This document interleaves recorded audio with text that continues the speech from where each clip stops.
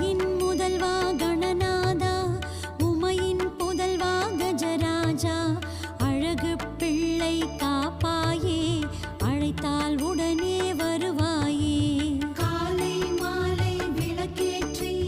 கவச்சம் சொல்வோம் கேட்பாயே மோதகம் தந்தோம் ஏற்பாயே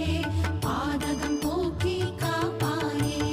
ஆசைகள் தருவாய் மூத்தவனே வாசிக்கும் சுழியே மூஷிகனே